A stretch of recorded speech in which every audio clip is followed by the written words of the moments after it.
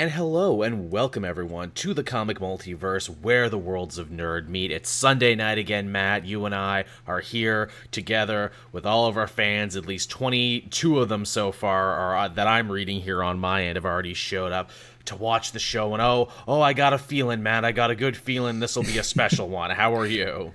I'm going good. I'm really hoping people can actually hear us because I had a fuck of an issue with OBS this morning not wanting to pick up the audios, and I couldn't hear myself through it like I usually can, and I am kind of like deaf at the moment because I can't hear myself. I can hear you but can't hear myself, but the bar's moving, so I guess it's working. Okay, Space Lord says he can hear you, so you can you can unclench, you can put can put yourself at ease. So every week OBS decides, we'll throw another curveball. If it's not this, it's something else. You know, Matt, I think you and I might be the last Skype holdouts ever. Like, everyone else has moved to Discord and moved to Zoom and everything else, but it's like, no, we learned how to work it this way. Well, we can try Discord one. All I need is just like your audio's fine. I've got that covered with literally everything. It's your video. That's all I need to capture. I think the deal with Zoom is you get it, but you can only do 45 minutes free, and then you got to pay like a monthly fee for it. But apparently the fee's probably better than Skype, and I think you're actually allowed to customize it and actually do more shit with it. So yeah. I mean, maybe it's time you and I will join the 21st century. In 2021. In 2021. I mean, shit, if Zoom could come out of nowhere and literally eat Skype's lunch overnight... there must surely be something to it, and not just because that became a catch-all for people to be able to see their relatives and shit. Yeah, I guess, people like it. It's easy to use. I know I've used it a couple of times.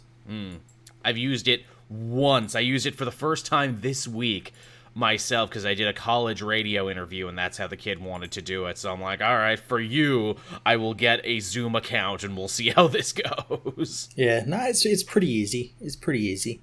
Yeah, it is. So, I don't know about you, Matt, but I had a big week this week with shows and projects and actually books. I read books that weren't, that didn't have pictures in it, that weren't of the comic variety. I got the Young Bucks autobiography that I'd been waiting for a long time to read, and over on the table I have the new D&D book to Tasha's Cauldron of Everything. So I've actually been reading, in between reading, which is my job. I've been doing recreational reading. Nice. How are the books?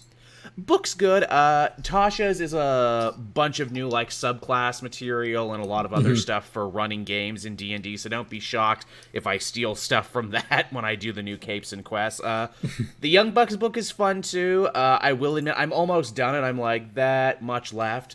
And I will admit that I did know a lot of their story already, just because these guys did endless podcasts for fucking years where they basically told their origins over and over.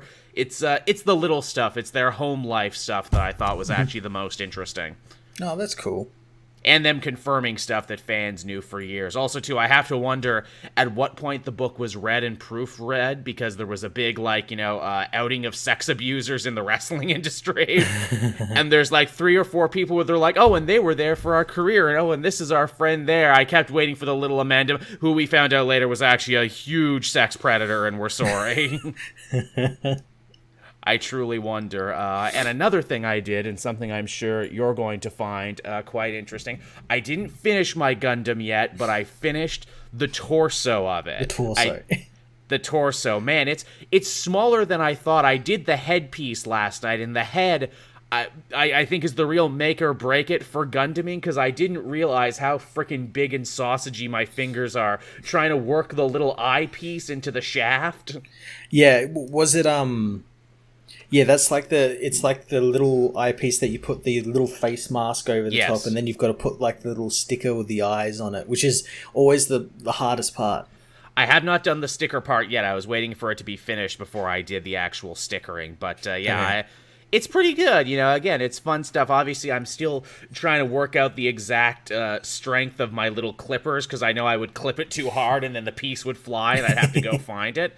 But yeah, it's fun. I'll definitely finishing it. I'm enjoying it. There's definitely something cool and cathartic about starting with a bunch of unrelated pieces and then they eventually come together into something. Yeah, next you've got to upgrade to an MG kit, which is a bigger kit, because they're a little bit easier to work with. Bigger bits and everything, and it's a bit better. I find them, because I imagine the kit you did was an HG. It was either a HG or an RG. If it's a small one, it's an RG. It's whatever Baby's first Gundam was, so I'm sure that's exactly what it was. And yeah, you're right. I'm sure if I moved up to just one of the bigger models in general, I wouldn't have all the same problems fumbling with little teeny tiny pieces. Yeah. Yeah, it's fun. It's good shit. Also watched a lot of TV this week. I took in that Animaniacs reboot. I haven't watched all of it yet, but I've watched like the first 4 episodes. I haven't watched it because it's not available anywhere here. That sucks. It's pretty good. I wouldn't say it's great, but they definitely get some good bits in there. I will say I am genuinely shocked at how much I missed a bunch of the side characters, like Slappy Squirrel and the Good Feathers and Chicken Boo, who are not in the show. Mm-hmm. It's just the Warner Brothers, Warner Sister, and Pinky and the Brain. That's all you get. Okay. To where I'm like, all right, fair enough. Also, I know you and I had this conversation before where I'm like, well, Animaniacs was like an educational show. It like actually tried to teach you things, as did most shows at the time. Yeah, they don't teach shit anymore. In fact, that is an on-running joke that I quite enjoy, that every minute it seems like they're about to teach you something, they swerve and don't do it. That's pretty cool. That's a pretty funny bit. It's nice that they got all the original voices back. Rob Paulson sounds exactly like he did 22 years ago as Yakko. Tress MacNeille sounds a lot older as Dot, and Jess Harnell sounds like he has injured his voice many times since he did Wacko back in the day. Mm-hmm. But all in all, pretty solid. Nice. Yeah. What about you, Matt? What were you up to? I've been watching a lot of TV as well. I caught the finale, the series finale of Supernatural, finished up after 15 seasons. Jesus Christ. Yeah, and people were really angry with the ending, and I personally really enjoy it. I thought it was very fitting how it ended, but also I know it was affected by COVID, so they could only do what they could. I imagine there was probably something a lot bigger planned had COVID not struck. I thought you were going to say they beat COVID at the end, that's how the series ended.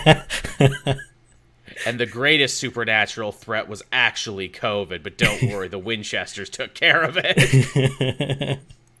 Now that's a fucking ending, the show that takes credit for ending coronavirus. That would be funny. I've been watching the new Law & Order SVU, and that's finally, caught up to it, too, where they had, a whole episode about, we gotta wear masks, and everyone's, washing their hands and doing everything in the background. And then they're like, okay, so we gotta deal with that, and we also gotta deal with the fact that everyone hates the NYPD now.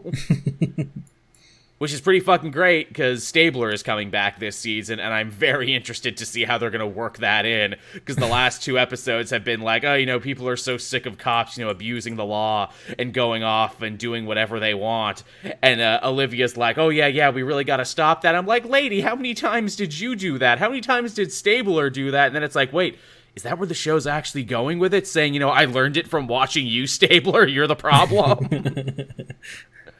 I guess they can't do that because he's also getting a spin-off soon, so that would be a hard right turn to give him a spin-off. Yes, I, Stabler, am what is wrong with policing. Now also please watch my spin-off where I fight organized crime, I guess.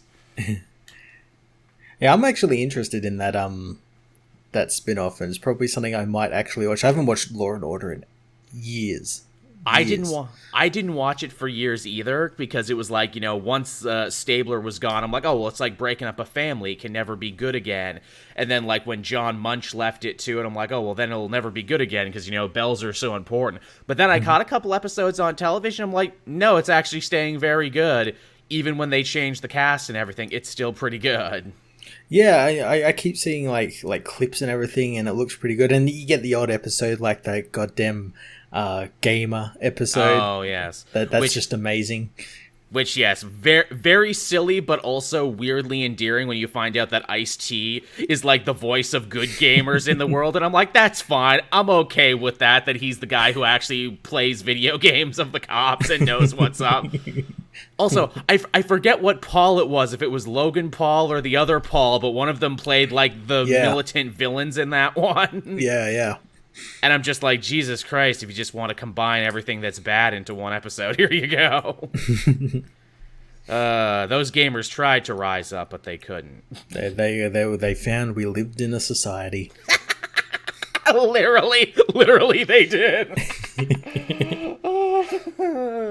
God, that shit's never not funny. Oh yeah, Ice-T was in Gears of War 3. Yeah, I guess that makes sense, too, that he would be the major game guy. And, obviously, the Def Jam video games and everything else. Ice-T has been in plenty of video games. Yeah. What else with you, Matt? Anything else new you got going on? No, I've just been playing, Miles Morales, Demon Souls, Valhalla.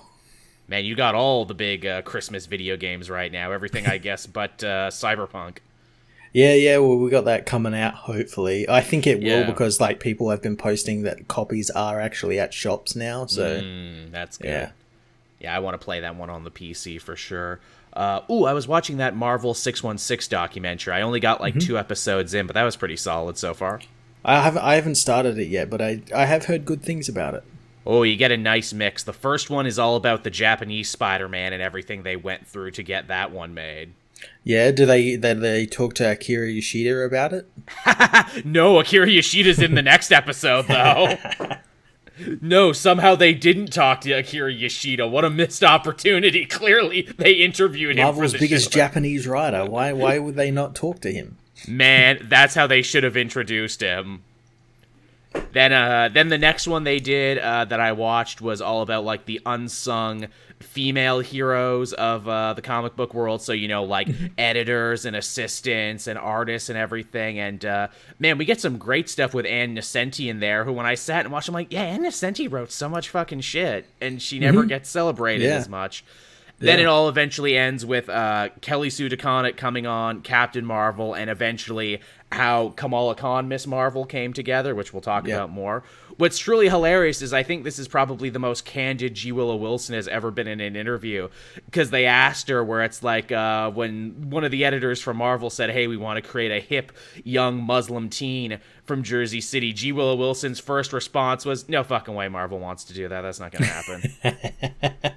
You're lying to me. She literally said you will have to hire a new intern just to open all the hate mail.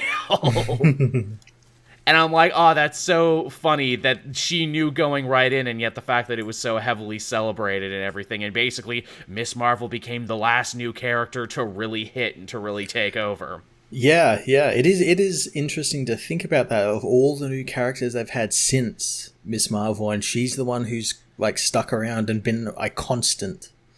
And they say that in the documentary too. Santa, the editors, look, we know the math. We work in the industry. New characters don't tend to last. Female ethnic characters don't tend to last for whatever reason. So, putting that together, we were basically making the worst bet ever, and yet it just hit perfectly. Yeah, it is a very interesting sort of thing to look at as well. And it does help that they kind of went the extra mile with her character compared to all these other ones, and gave her such a great supporting cast and compelling stories and everything.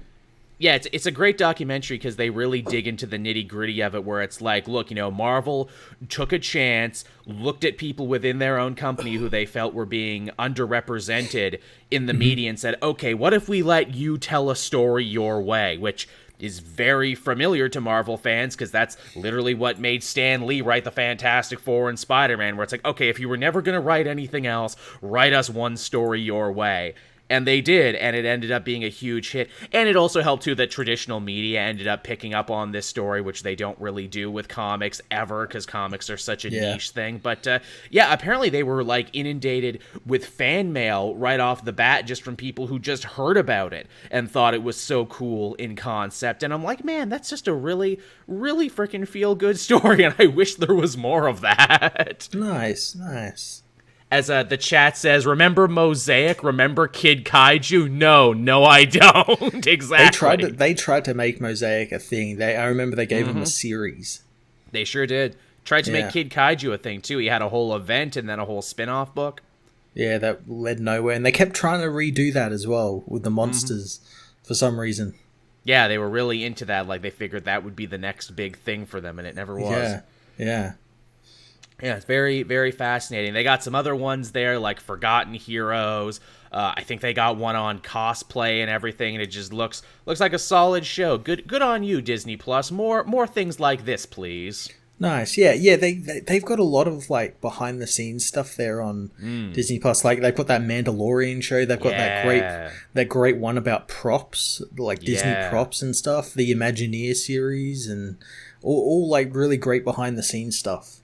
Waking Sleeping Beauty, which is technically an old documentary, but if you're ever interested in the late 90s, early 2000s Disney Renaissance, check that out, because it's like really, really cool. They get into the nitty-gritty about how they wrote the songs and everything else, and it's really good. Yeah. Do they have the Sherman Brothers documentary on there? The guys who, like, wrote all the songs from, like, Mary Poppins onward? I don't think so. I haven't seen it.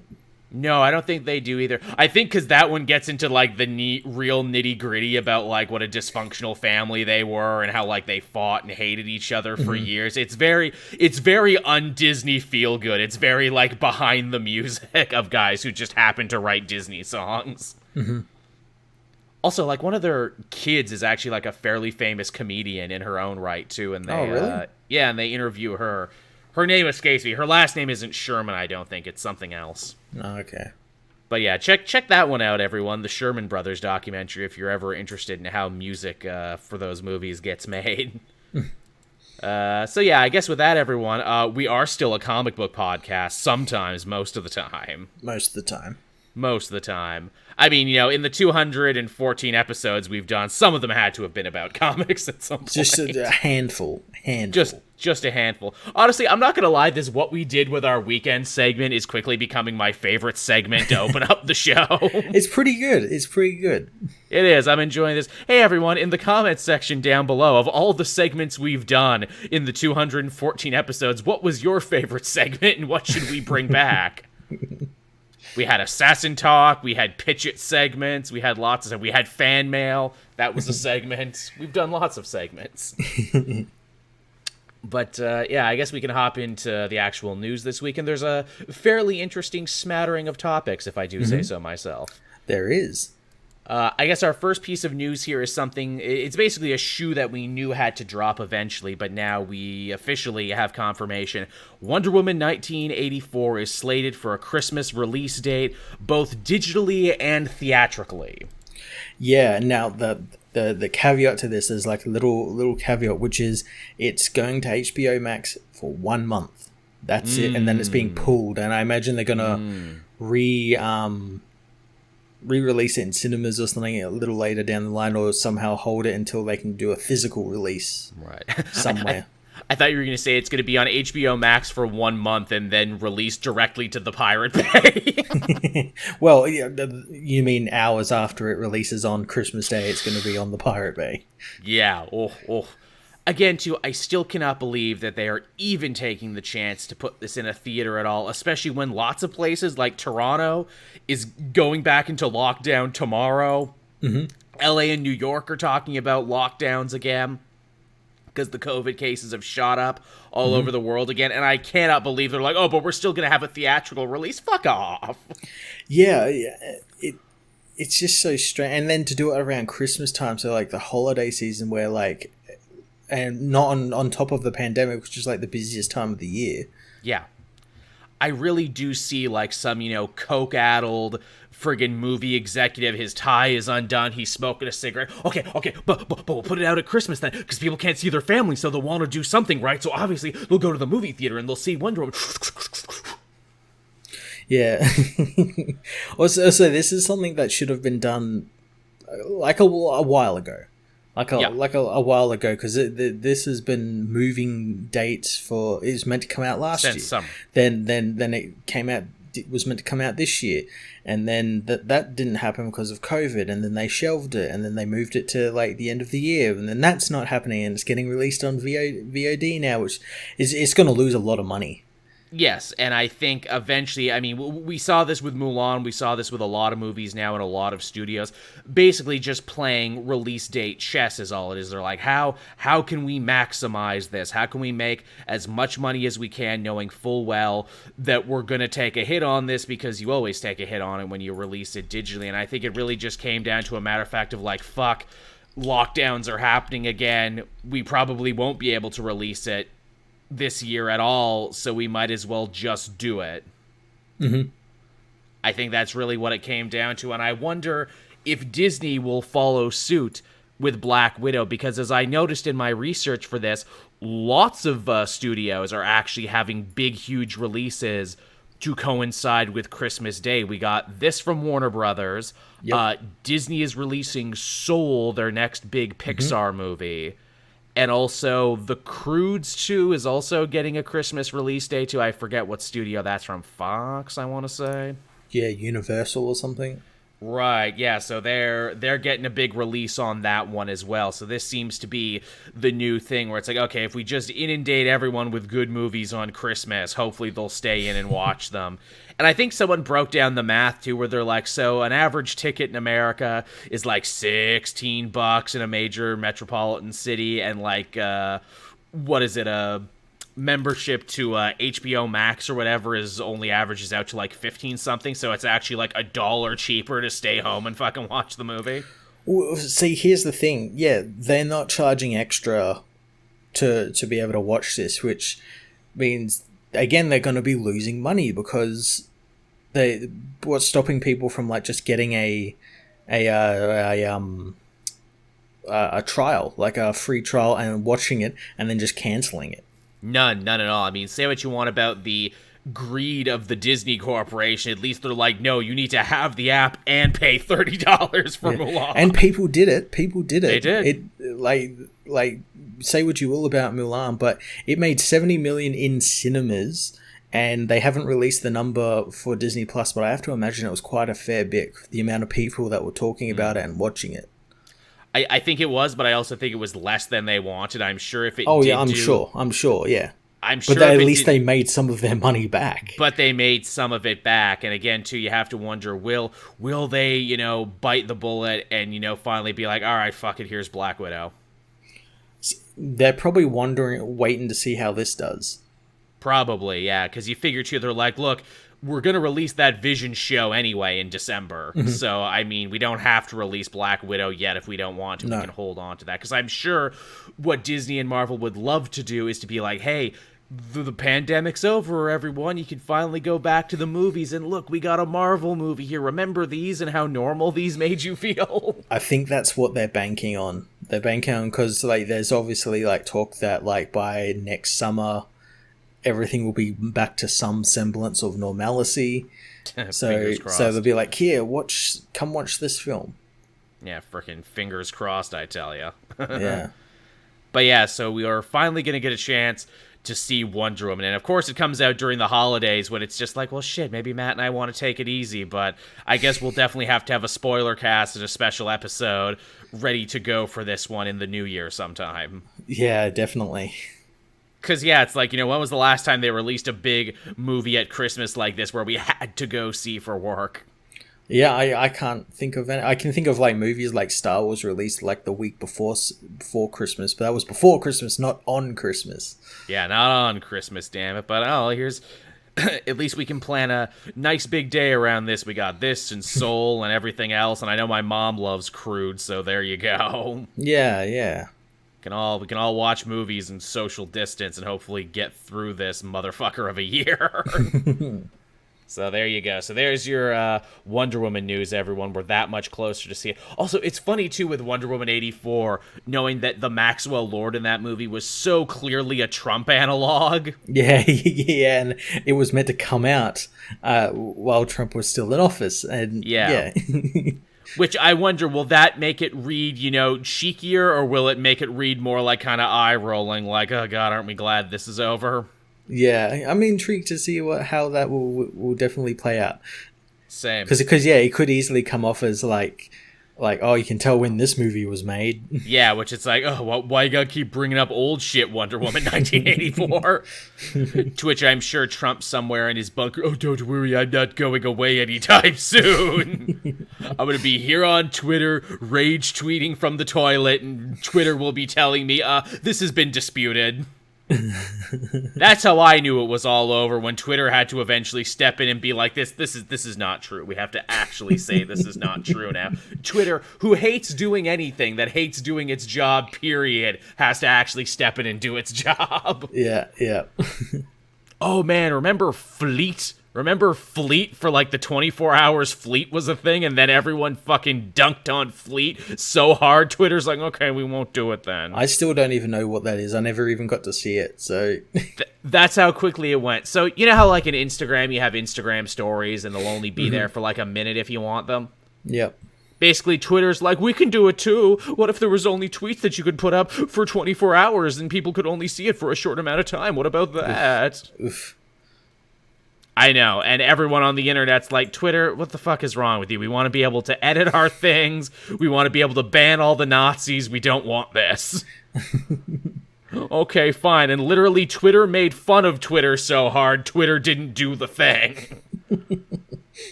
Ain't that some shit for you? Nico in the chat is saying LinkedIn has stories now. No shit. Really? Fucking LinkedIn, really? I thought that was just a place you put your fucking resume. Apparently it is. The only thing I know about LinkedIn is when I'm trying to check shady business dealings I have to make sure people are legit, and then forever having people telling me to join LinkedIn when I'm like, no, my resume's not very impressive. Yeah, I have no need to join LinkedIn. I have a job. Yeah, frickin' what? I did high school for a bit. I did a bunch of interning and community service. Then I did this. And I mowed lawns at some point in there too. Yeah, that was also a job. You gotta like word it differently, like manage landscaping. There you go. Design or something. Lawn care technician. Yeah. The last time I actually did work on my resume, which was like for some program that I was only in so I could drop out later, literally the lady's like, okay, so you do entertainment, so really you need to just, word this and frame it in terms of entertainment, like you're trying to get an industry job. Because like literally no like McDonald's or anything would hire you with the credits you actually have on here. Where it's like, look, I might not be able to run the fryer, but look, I have a social media strategy for you that you're going to absolutely love. That's what I really got to do, man. I got to start, like, selling seminars and shit and be like, I'll teach you the top 10 secrets to unlocking the power of YouTube. And then at the end of it, there is no secret. It's all fucking random. Yeah, buy G Fuel. Yeah, man. I would love to get like a G Fuel sponsorship, not because I like G Fuel, but just because I would endlessly be taking the piss out of G Fuel. I don't even know what G Fuel is. I'm just like, it's gamer protein? Does it make you more racist or something? Or? Yeah. Does it give you lots of gamer incidents? No, you know like Kool-Aid or Tang, how it's like a powder? Yeah, so it's just like a box of sugar. Yeah, it's a drink powder, basically. But, I think they have, like, some shit in there, like, oh, it's got ginseng and electrolytes and, omega-3s for your brain. And I'm like, those don't sound like real things. Yeah, but it helps you game real good. I forget the one I had. It wasn't G Fuel, but it was another one from the same, like, type of corporation. I got it when I actually went to my one and only game convention, and they had like a special stand set up there where it's like, hey, try a free sample. So, of course, I kept coming back again and again and trying every one. You're becoming the ultimate gamer. Literally, that was my plan, where it's like, I will become the ultimate gamer. All I did, I think, was just give myself a fucking sugar high. I was getting like fucking faded off like, mango cherry gamer fuel. Yeah, pound it. Good shit. Oh man, I'm gonna run around this whole convention center, you'll see. And then the one interview I had for that day was the people selling gamer chairs. They're like, hey, we'd love it if you could try one of our gamer chairs. And literally, I thought the way it was going was to be like, ooh, I'll try one of the gamer chairs, and then they're gonna give me one, so I say nice things about them, right? And I was in the chair, and I filmed it. I'm like, oh, that's awesome. And I stood there awkwardly for a couple minutes, and it's like, oh, so you're not going to give me a free game. Okay, cool. I love the people shilling those chairs because they're always so shitty.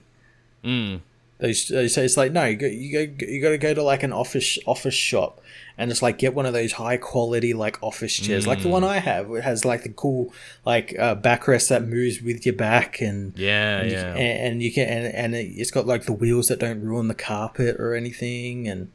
Right, of course. As I sit in a real gamer chair. What am I? An X-Rocker?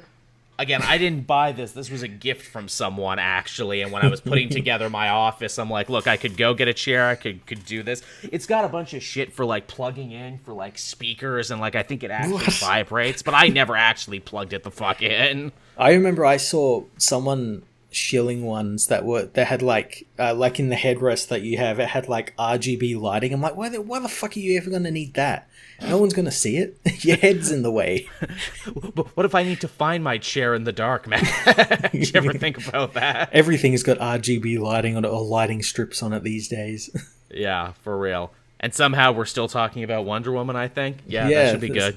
Lighting strips, like neon lighting strips, like in the 80s, like in Wonder Woman.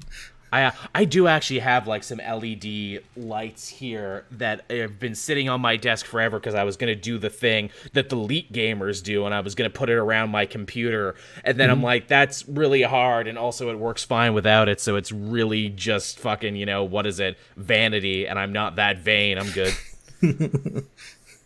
I'm good, so I've got a ring light, but I can't use it because I have to wear my glasses, and you get the ring light in the reflection of it, and it ruins it.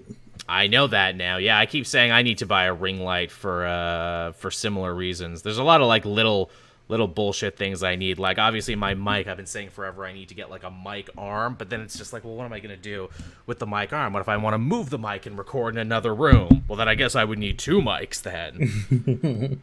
Also, as you can tell, I got like one of the old big-ass mics. Elgato makes a new mic now that I really hope someone gets me for Christmas. It's on my Amazon wish list, and it's tiny, and it would be perfect for, God willing, if we ever get to fucking travel again. Yeah, goddamn Elgato stuff is so fucking expensive. It is. It really, really is. No joke about it. They're goddamn green screens. I don't know how much they are where you are, but here they sell for about $300. They're green screens. Yeah. And you could buy the exact same size and get like actual lighting kit with it off Amazon for like $99 and does exactly the same thing. Sounds about right. But it's branded, Matt. What you're really paying for is the name. Well, I can just buy an Elgato sticker and slap it on there. No one will know the difference. There you go. There you go. That's if you learn nothing else from this episode, everyone, learn how to be frugal and how to slap stickers on stuff. All right, so our next story ironically also involves Wonder Woman, and this is a story I was really not expecting, but apparently that new Wonder Woman who we've seen for Future Shock, Future State, Future Now, whatever the fuck that new DC thing is going to be in 2 months, the one from Brazil. So she's actually going to be getting a CW show, like, right out of the gate. Not only that, she's actually continuing on after Future's State. Yeah, she's going to be the newest Wonder Girl, which I'm like, that's pretty freaking cool, and also really confirms what we've been saying forever about DC's new big attempt at, like, multimedia storytelling, where it's like, okay, well, we launch her here in Future State, and that'll prime the pump for the new show that we're going to get going, and then she's going to keep going afterwards. Now, I'm totally fine with this. The problem I have with it is that it's a new character. They don't know how people are going to react to it. Like, for all we know, her whole comic could be a fucking train wreck. Exactly. And, like, same with, like, the TV show. Like, you're giving her all this without her being a proven brand yet. Yeah, it's literally the definition of putting the cart before the horse. Also, too, usually when you get one of these shows together, it's like, okay, so you have a backlog of stories you can adapt for the show, villains and supporting characters that you can bring in. This character's probably not going to have those things right away. Are you going to make this an Arrow thing where you're just going to cannibalize and reuse other Wonder Woman villains and settings and characters and just put them here? I mean, obviously, your average TV fan ain't going to know and ain't going to care. And I mean, Arrow was fucking successful enough being poor man's Batman. So, I mean, Yeah, well, by the time the show actually probably gets up starting, which is probably next year sometime, we'll have like the Future's End story, and that's probably it. Yeah, this is odd and interesting, but I'm also kind of excited for it too, because I think this is something that could play really well on CW, and I'm a guy who has always kind of carried a torch for CW, and when they do something right, they do it right. And I mean, yeah, let's have a young hip Wonder Woman on television, for crying out loud. And we're one more step closer to a TV Trinity. We really, really are. Yeah, we're that much closer to an on-screen CW Trinity, which means that for the next big crossover special, they can do that. Yeah. And on the same note, actually, this news came before another big piece of CW news, and that is, hey, Black Lightning's actually getting canceled after 4 seasons. So, they already had another show ready to go just to slide into what I can only assume is that role in that time slot. Yep. They got a tie-in coming up for the show, which I imagine, Black Lightning is going to end, and it's going to go straight into this tie-in.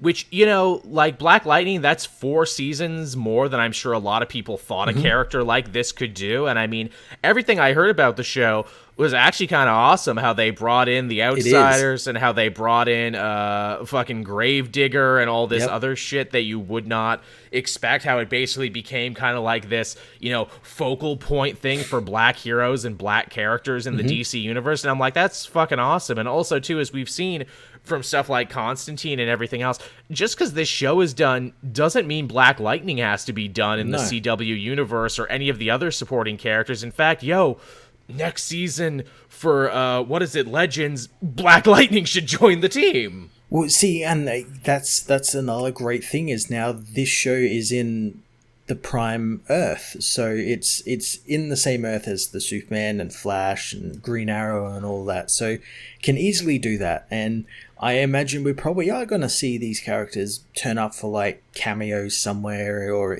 for the big crossovers or something.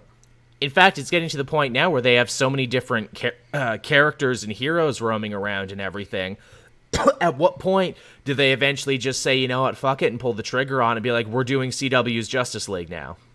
Oh, it's coming. I mean, goddamn Crisis of Infinite Earth set that up. Yeah, I mean, I would watch that. What if Justice League was just a show you could watch every week? I'd totally watch it. I mean, we're probably going to get that quicker than we get another Justice League movie. And no, the streaming one doesn't count. That's an old Justice League movie. And it's not canon. Yeah, no. But maybe it will be now with the fucking Omniverse thing, and they'll just keep making sequels. That's so goddamn weird. But yeah, so sad news, but also, boy, they got a lot done in 4 seasons, and I think it really helped raise Black Lightning's, impact and shadow as a character. And everyone, I think now more people know Black Lightning than ever before and know that he's a big focal point for the DC universe, which is cool.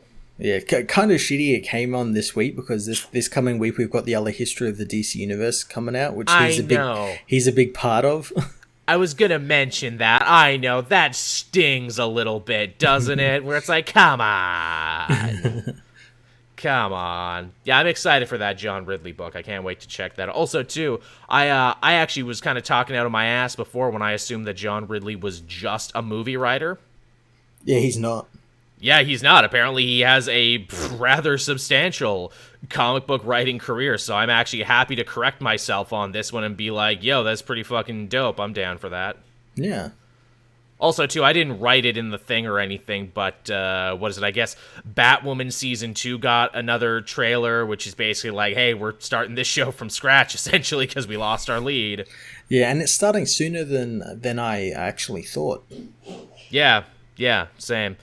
Weird that when given the choice, they're like, we're going to keep doing Batwoman, but we're going to cancel Black Lightning. You would think it would be the other way around. We'll keep the show that's tested and is multiple seasons in, then, roll the dice on another one. Roll the dice on another show that its lead just, walked away from after a season.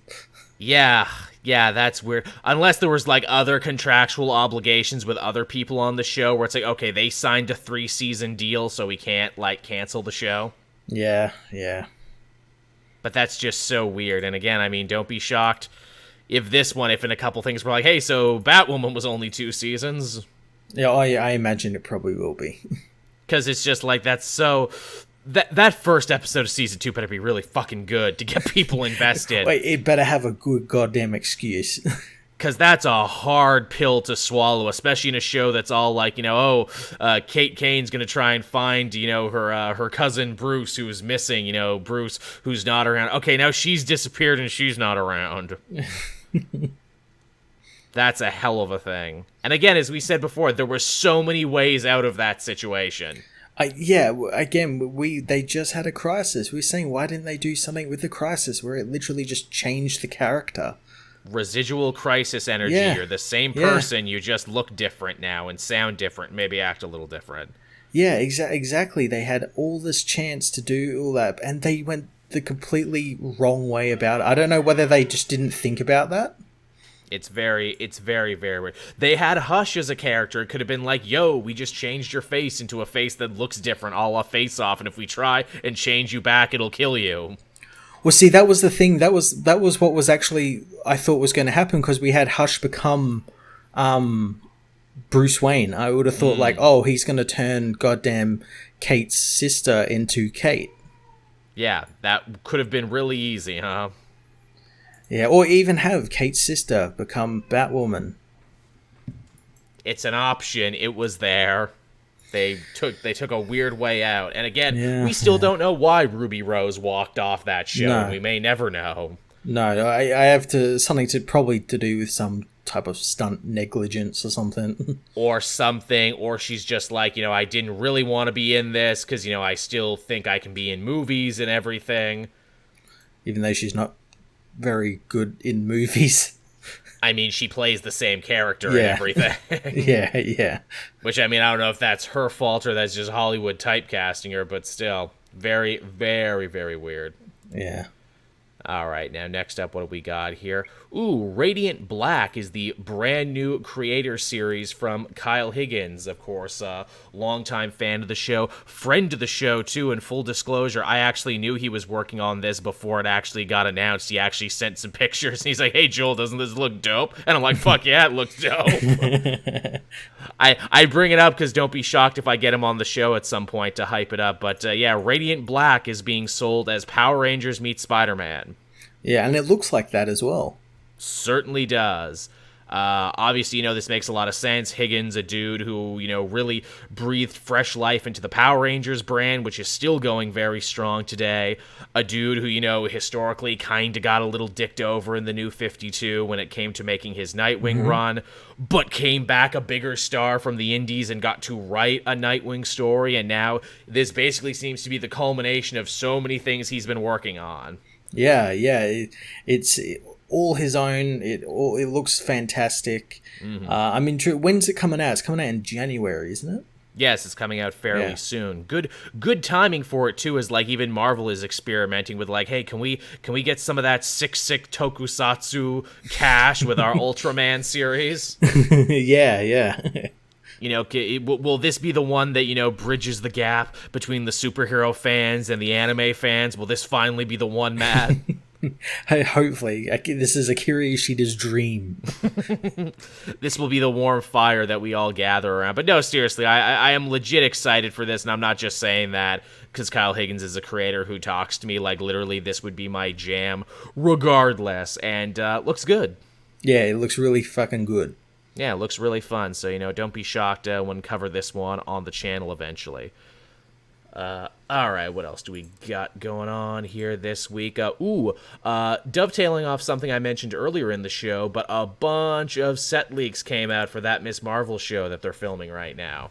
Yeah, and it looks fantastic. It does. We get a little bit of her costume that she's wearing under like one of those blankets that they put on actors so like paparazzi can't snap pictures of them. We see like the leg and the bottom half of the suit, and it looks 100% comic accurate. Yeah, and we also get to see, as I put the picture here, her dressed in like a Halloween costume of Captain Marvel. And it looks fantastic. Which is really dope and is totally something Kamala would do, and also kind of representative of something that happened in like the first couple issues, because she got hit by Terrigen and she like turned into Carol Danvers for a little bit in her old suit. So I think it's cool that here on Halloween she's actually wearing the costume.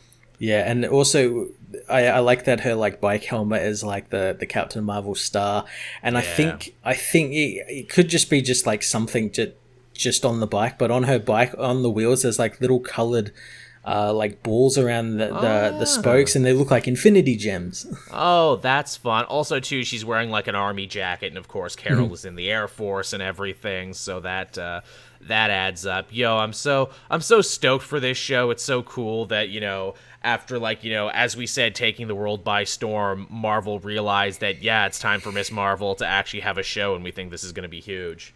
Yeah, I can't wait for all of these Disney shows, and they're all they're all filming like now or like have been filmed. So like in the next like year and a bit, we're going to be getting just huge smattering of different shows. Absolutely, absolutely. What are the odds you think Brie Larson actually shows up in this show in some variety? I think she kind of has to. Yeah, I think we're going to get her either like it'll be a cameo at the end or something, like from like up until then we only see her on like the news or something, and then we see her in like the final episode or something.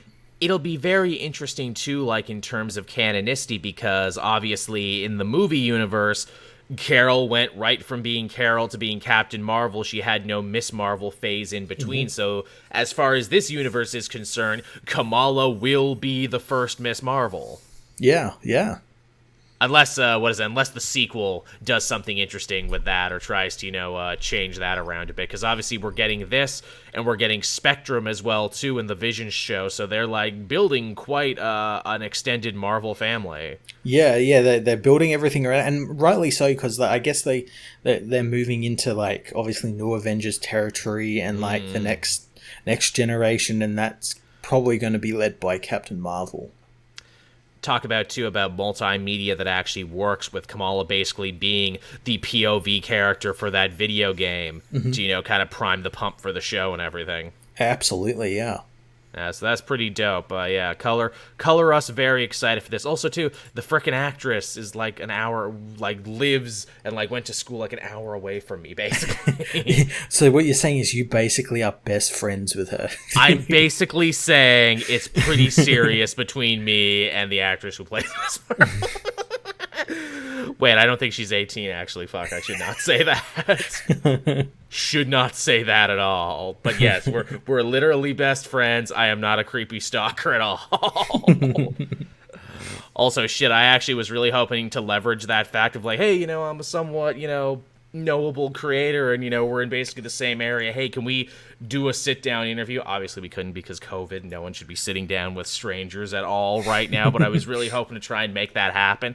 And then it's like, oh, she has no internet presence. Oh yeah, because the internet's fucking horrible, and dug up a bunch of her old like Letterboxd reviews to try and talk shit about her. Yeah, okay, you don't have to ever be on the internet, lady. That's cool. I understand.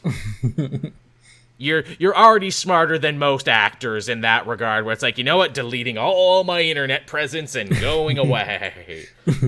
Let the work speak for itself. Yo, but seriously though, if like her management team or anything is listening, I would very much want to make something happen, please. Please, I'll be good. It could be my birthday and Christmas present, please. I just want to be a part of this in some way. But yeah, that show's looking pretty dope. And hey, we got more upcoming Marvel news, more creative projects, and more stuff named. Deadpool 3, Matt. A lot of people weren't sure about its status. We knew it had to happen eventually, because why would Disney and Marvel sit on, what is proven to be such a huge money-making franchise in and of itself? And we actually got probably the biggest piece of news this week. Yeah, we got some writers on the film, so the film is 100% happening, despite what famed creator Rob Liefeld will have you believe.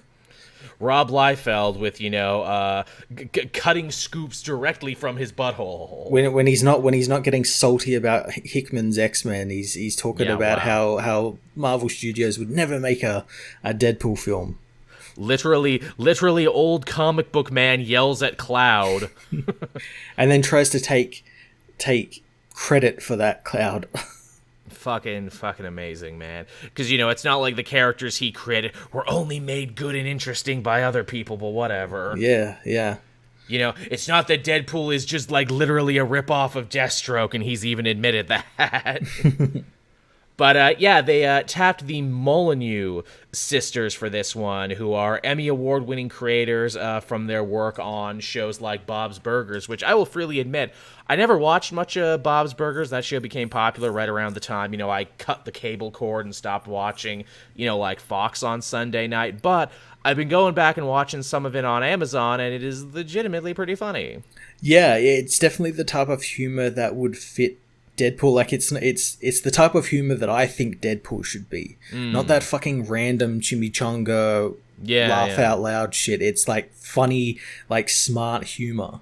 Yeah, I mean, it's funny. I actually do remember I watched the first episode of Bob's Burgers when it premiered on Fox, and my first thought watching that show is like, this is all right, but probably won't last on Fox. This would probably be much better on like an Adult Swim or something. And then like it's just had its 200th episode just not too long ago. So fucking shows what I know, but still. Yeah, it's kind of like deadpan. It's kind of like almost surreal in a weird way. And yeah, I could see that kind of comedy coming out of Deadpool's mouth. And also, too, here's another thing. Bob's Burgers, not really filthy. It's funny and like a little scatological at times, but not like R-rated filthy to where I'm like, yeah, I could see why Disney would want to tap people like this. Now, that's still not to say that they couldn't try for like an R or a PG-13 or even something like that, but still, I can see them kind of testing the waters to be like, okay, can you keep it here or can we turn it up to 11? Yeah, I imagine that they're probably going to do like scripts that are like a little bit more PG-13 and then like maybe put some R-rated stuff into it and try and see which one works better. Yeah, I in fact, I think it would be cool if they like literally offered two versions of this. They won't because it wouldn't be economical and make sense. Where it's like, look, here's the PG version of the movie that runs at matinee time, and here's the R-rated version of the movie that you can see if you check it out at like 10 o'clock onward. Because like obviously they couldn't need to do that because Deadpool made like a ton of money being R-rated anyway. But I could definitely see someone at Disney being like, yeah, but what if we could make more money, though, by letting children be able to see it? And children are a big market for Deadpool. Kids who have never seen the film know who Deadpool is. Which is crazy to me that such an R-rated hero has such a big following by kids who legally could not see the movie in theaters. Fortnite, was he in Fortnite at one point? I'm sure he was. I'm sure he was, yeah. That's how they know him. They're like, it's the guy from Fortnite. Everything's been in Fortnite, Matt. I'm pretty sure we've been in Fortnite at some point and just didn't know it. Well, I demand royalties then. For real, yeah. They didn't pay us. Oh, they paid us in V-Bucks. Fuck. Oh, god damn it. Like Disney dollars, man. This shit, you can't buy hookers and gum with it, that's for sure. The only two things in life that are worth buying, according to hookers and gum. The only thing I care about. Yo, I get my juicy fruit and then I get juicy. It's all good. Disgusting, I know. I feel bad about that one. But yeah, this is cool to know that Deadpool 3 in some shape or form is continuing. And I think, that it could potentially be the best one of the series because there's just so much shit that they could draw upon now and have Deadpool be really meta about. Oh, absolutely. And I know, like, they've introduced the multiverse and everything. They're going to have him come over from the Fox verse into the Marvel Studios verse. And whether he stays there or not, I guess will be up to if it's popular or not. Maybe, because again, the first two Deadpool movies were really thematic, because, Deadpool 1, it was a romance movie. It was all about, him and his girlfriend falling in love and everything. And Deadpool 2 was a family movie, ? That didn't quite work for the sequel. But still, it would be something for the third one. It's like, Deadpool is looking for a home to call his own. This movie's all about home. And at the end of it, he's like, I've decided this universe and this place will be my new home. And then he puts Mickey ears on. That's what it's all about, where it's like, yes, I could see this being my home for at least 2 more additional sequels and maybe a Disney Plus show. Where it's just like a bunch of people trying to get him to come and stay in a weird place wherever that place is. I wonder what villains they could go for in the next one. Because, you had Cable, who was an antagonist, but not really a villain. I wonder. Yeah, well, I imagine it probably wouldn't be anyone too mutant adjacent. Yeah, absolutely. And he's already had his origin story, so it's not like you could do, like, Weapon X and everything. Although maybe you could pull up some, like, lesser-known guys from Weapon X that they'll never use, like frickin' Maverick. Yeah.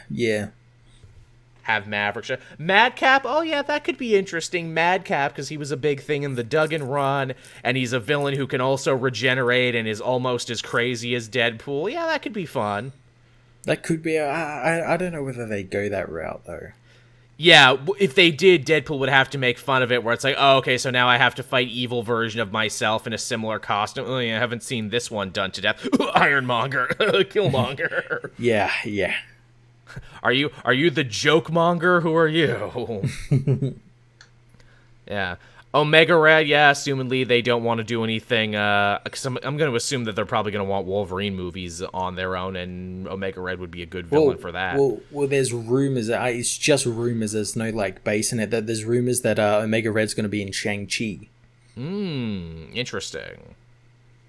What an interesting pull, but also a good way to kind of pepper in, like, no, mutants exist. Yeah. Yeah, mutants exist. You're not going to get a full X-Men movie yet, but they exist. Also, you got to wonder, will this Deadpool movie be hitting before or after whatever the new X-Men thing is going to be? Because obviously X-Men stuff informed so much of the first two Deadpool movies, so... I wouldn't be surprised if somehow Deadpool ends up being the one that brings them into this universe. Like, completely by accident. Yeah.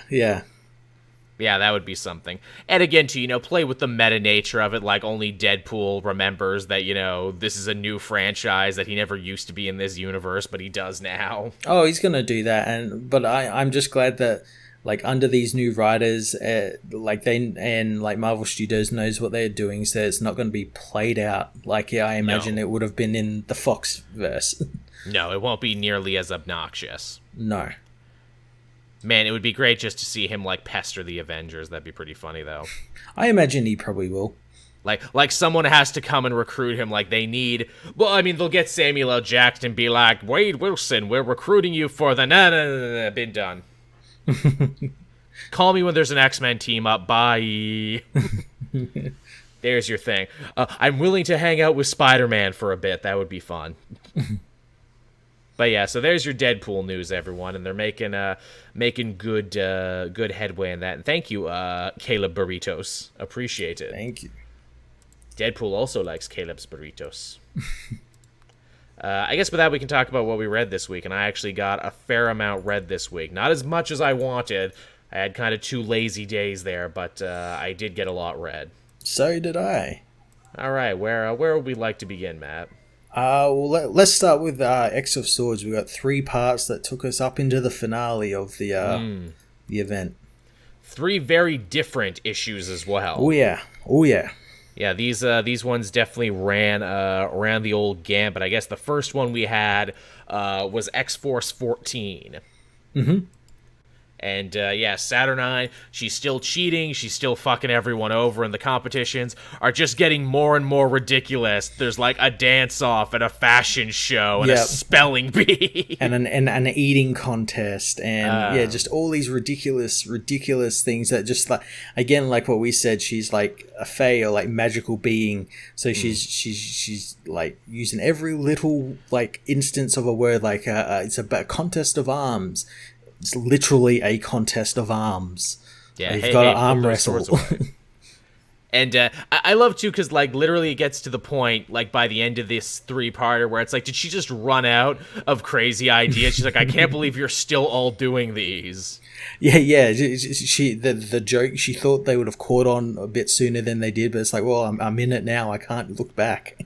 My favorite, and I'm sure it was your favorite too, their take on a staring contest where instead of having Wolverine and the White Blade stare at each other, they stare into a mirror where they're forced to see every person they've ever killed, and the first one to blink loses. Yeah, and Wolverine he gets a tear in his eye. Yes, because he's human and not a total psychopath. Yeah. That was a fun one, and ultimately you start to realize, too, I don't know if you got this same feeling I did, where it's like, oh, maybe there is a method to Saturnine's madness, because when it eventually comes time for just another regular fight, Death versus Storm, it's like, oh, Storm is too drunk and too tired from all these other stupid competitions to fight good. Yeah, she's like wearing them down, because, that seems to be the thing. They have like a sword fight, and then there'll be like a bunch of ridiculous competitions in between, and then they'll have like a sword fight like the sword one, and she's too tired, drunk, and whatever else to actually do anything, but it ends up kind of working out for her in the end. Because Storm is wicked awesome, and also because she, again, observed all that other information about Death from before, and that is like, okay, if Death looks at you, if you see the face of Death, you die. So she's like, oh, I'll reflect it back at him with my sword. Yeah, and he sees his own face, and she kills Death, which is quite interesting. That's what I thought too, but then when I read the next couple issues, they don't list Death among the dead. Yeah, I guess you can't really kill the concept of Death. Maybe it was an editorial problem. We don't see him hanging out with anyone later, so I don't know. Yeah, maybe he'll get reincarnated later by White Sword or something. Or something, yeah, but I still thought that was a pretty badass, very anime way to take him down. How do I do it? Oh, look at my reflection. Oh no, my ultimate technique has been rebounded on me. How could I possibly have seen that coming? But that was, what is it? That was X-Force. It was alright. Yeah, next up we had Hellions, which again continues to be fucking awesome. It is a comedy romp, and this one even more so is a complete farce within the first 5 minutes, because you find out the Hellions team that was sent away for the whole purpose of helping the X-Men and Krakoa cheat, they showed up too late because Sinister was leading them, and now they are literally no use to anybody. And I love that we never got to see that adventure, because the last issue they were starting off on this great adventure through the mountains of Avalon and all that. Yep. And then we just catch up to them, and Havoc's missing an eye, and like everyone's just tired and beaten, and it's all because Sinister didn't know where he was going. But wasn't willing to tell that he didn't know where he was going, which is so beautifully Sinister. And everyone is so horribly pissed at him, and they probably would have kicked his ass if they didn't run into a really nasty local. They are really nasty local who is kind of like the inverse of Hellions. This is like Arako's version of Mr. Sinister and the Hellions. He basically said that, he's Karn the Uncaring, and his team is the Locust Vile, which are these disease-twisted, mutant demon hybrids. Yeah, they're all, like, weirdos that he's, like... what did he say? It was something really gross. He's like, he defiled their mutations or something. Yeah, everything about them is gross. And of course, when it comes time to fight, the Hellions can't defend themselves because they're not really a team, and they're all beaten up, and most of them get horribly murdered. Most of them get horribly murdered, or in Havoc's case, gets his hands chopped off. Man, the universe is just shitting on Alex Summers from a great height as of recently. They are just giving it to him hard. He loses an eye. He loses his hands. Friggin' Nanny gets blown up. Frickin' Orphan Maker gets his arm ripped off like it was Star Wars. Yeah, and then, we also learned that, like, Sinister's whole deal was that he never intended to get the swords. He just wanted to go to Arako to get the mutant genes. Because of course he did. Yeah, and I love he's not. Once people find out about that, he's like, yeah, and I'm just gonna release all my little drones, and they're gonna go get my stuff. Did you get a total Dragon Ball Z vibe from that? Because they're little robot mosquitoes that steal DNA, and I'm like, hey, didn't that what Dr. Giro used in the Cell arc? Is Zeb Wells a fan? This whole thing is like the fucking Cell games. It's straight up freaking anime. Oh, Empath ran away because Empath is a freaking coward, which means Grey Crow is actually able to rejoin the fight, and you think like, oh, is this gonna be enough for him to forgive Empath when he eventually comes back and helps save them from the Avalon guards? No, he like literally freaking dissects them from belly button to chest and goes, if you want to live, crawl back. Yeah, crawl back to the Krakoa, and they all end up going back to Krakoa, and they all end up dying anyway because Sinister Prime ends up killing them all, so he can get the samples and kind of have cover his tracks. Plausible deniability on everything. Also, thank you, Andres, for that is appreciated. So let's count the people who died there. Nanny died in Otherworld, but Nanny's like a cyborg, so maybe they can rebuild her. Orphan Maker had his arms ripped off. Maybe dead, maybe not, but almost certainly dead. But again, a character I don't think anyone really cares enough if they end up bringing him back in a weird and new way. Empath kind of died in the in-between. He had like his head in Krakoa and his legs in Avalon. Yeah, so does that mean he's now like a cripple? Can they bring him back down to like the legs to like from the knees up? He's okay. Yeah, how's that going to count? Ooh, Wild Child died over there, but that's fine. Wild Child's like a poor man's frickin' Sabretooth anyway, so no one cares they died. Yeah, Psylocke dies on Krakoa, so she'll come back. Grey Crow died on Krakoa, so he'll come back. But they won't come back for a while, because you still can't resurrect anyone yet. Yeah, the healing of the 5 is down. Havoc died on Krakoa, too, which leads to the thing where it's like, okay, if they get resurrected, was there enough brain backup for them to remember that Sinister screwed them all over, or will they not remember? Well, not only that, Sinister's a council member, so and they could easily fuck with the memories like they have with other people. Yeah. I mean, surely that will be something that we'll actually get to see play out in the Hellions book if you keep reading it. When will they eventually remember? Because Sinister tries to lie and be like, oh no, the Ericoans, they killed them, not me, definitely not me. I'm interested to see, like, what will the team be going forward? Because obviously we've got Psylocke, Grey Crow, and Havoc. Havoc are like the only ones left really alive, so we'll just be basically getting a new team. Yeah, we're going to have to get a couple newbies in there, or are we going to try resurrecting the oldies and see what they become, much like how Rockslide became something different? Yeah, or they could easily just do something that's like, well, this team failed, so this is like a bust. We're not going to have the Hellions around anymore, they're useless. That could be an option. Again, I love the idea that this is just X-Men Suicide Squad, and like Suicide Squad, rarely are people here forever, so you get to have new mutants to write about. Yeah, every couple of arcs you get like a new set of characters. That'd be really cool. I want to say I looked at one of the solicitation covers, and I want to say Mastermind is on there, one of the Masterminds. Okay. So that would be interesting to have a Psychic on their team. Cool. And the next issue, which is Cable 6, picks up almost directly after this with Sinister going to all the other characters who got left behind. And they're like, well, what happened over there? What did you see? What's going on? And he says, oh, yeah, we're getting fucked. We're losing, yeah, because they totally killed my team, so they certainly will kill all the others. And I love he says that, and he's right, but he has no way of knowing that. Yeah, and he's all, we need to shut the external gate, just close it, leave everyone who's already there over there, because they're not coming back. We'll just start again, restart. Yeah.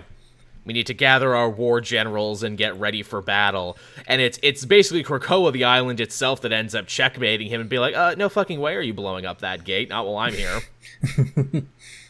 And how I love that they left such heavy hitters behind that like Magneto and Xavier and everyone else is still just playing catch up because they didn't get invited to the sword fight. Yeah, they didn't get invited and weren't allowed over into Otherworld to watch.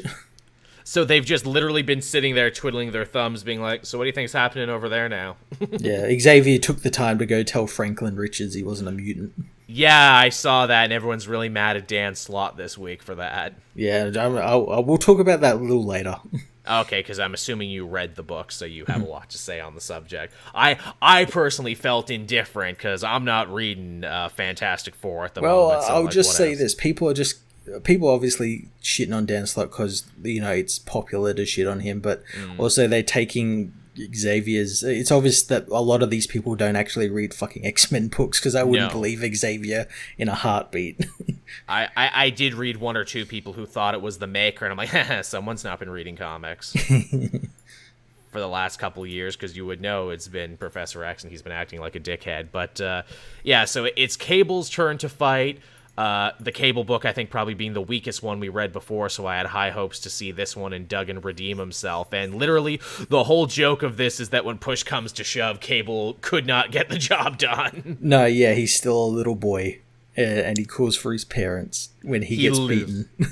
It literally, it is so heartbreaking, and I felt such sympathy for Cable in that moment, because he's literally like, Mom, Dad, the other kids at Sword Camp are being mean to me. Can you come and pick me up from Otherworld.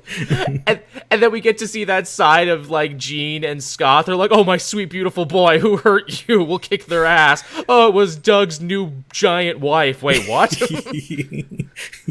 What the fuck did we mean? Giant wife? What has happened over there?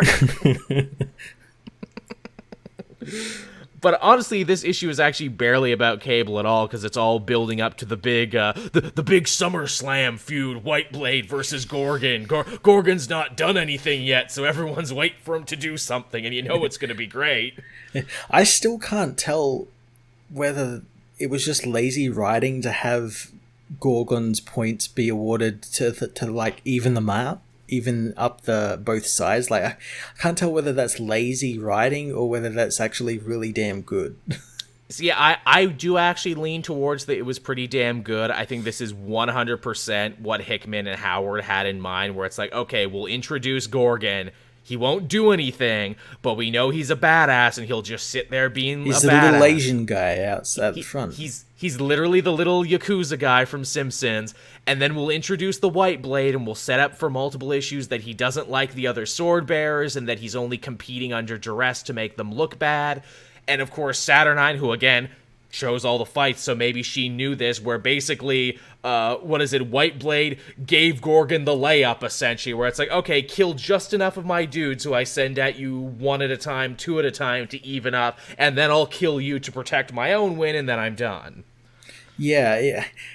I think maybe why I don't particularly like it is that it felt like that, like I knew it was something like that was going to happen, like, oh, there's going to be some ass pull that happens that evens out the points, and it was cool watching it happen and everything. I just feel like it's a little bit lazy. You could have just done like a couple more fights or something and have it actually like have the mutants realize that, like, oh, Saturnine's fucking with us, well, we'll fuck her with her back and prove that we're actually quite smart. Yeah, it would have been nice to see the X-Men win a victory instead of essentially get most of the handed a X-Men victory. don't seem to realize that she's like, Logan's the only one who's realizing that the games are rigged. No, it's true. Yeah, they're all kind of drinking the Kool-Aid and going along with it. You're absolutely right. Yeah, that's a fair point. Though I do say, and I hope we get to see this, where it's like, okay, so the other sword bearers never liked White Blade. White Blade allowed them to even it up, and when the X-Men assumedly win, because they always fucking win, because it's the X-Men book, I would love to see them instantly turn on him afterwards and be like, this is your fault, White Blade, we're fighting you now.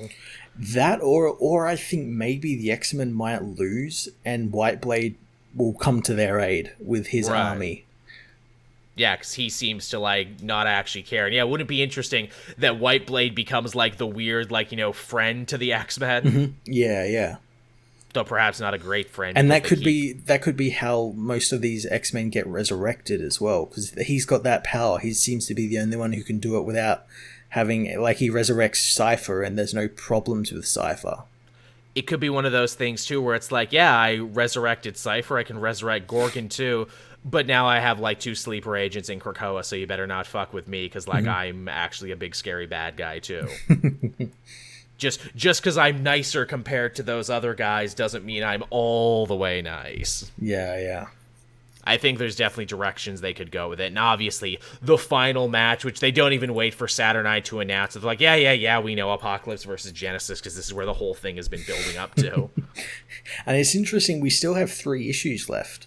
Yes. So is that fight going to have a whole issue, or are we just going to go off in a completely different direction for the last 3? Who knows? I mean, we'll know sooner or later, so...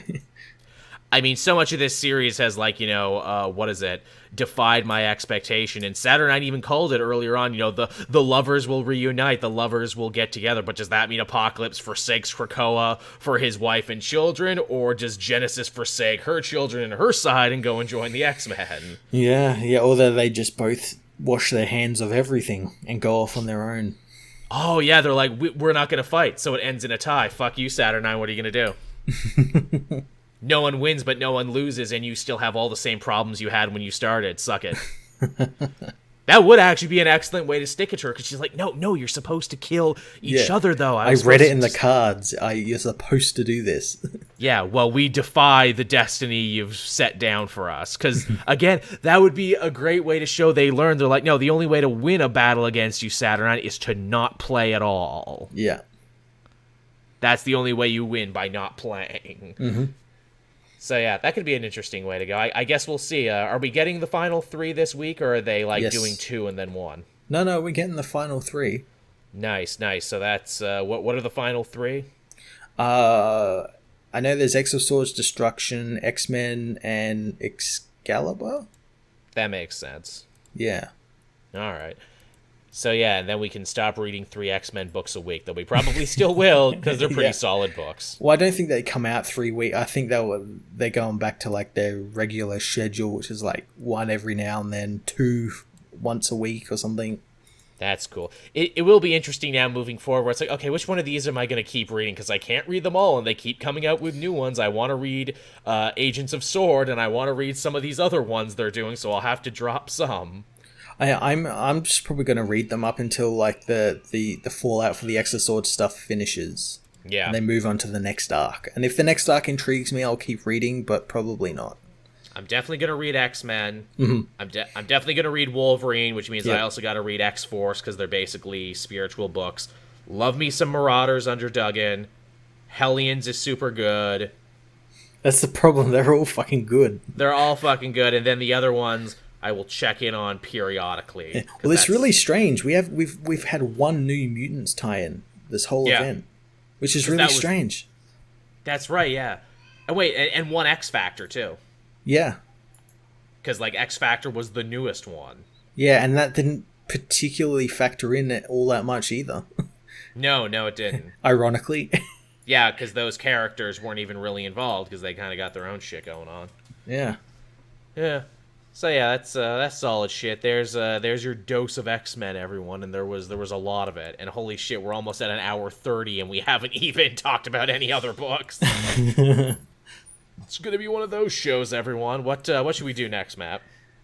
We had Death Metal issue 5, issue 5. Yeah, big issue 5. The heroes finally found out what death metal was and why they should care 5 issues in and multiple months later. Yeah, and we also got the birth of the Omniverse.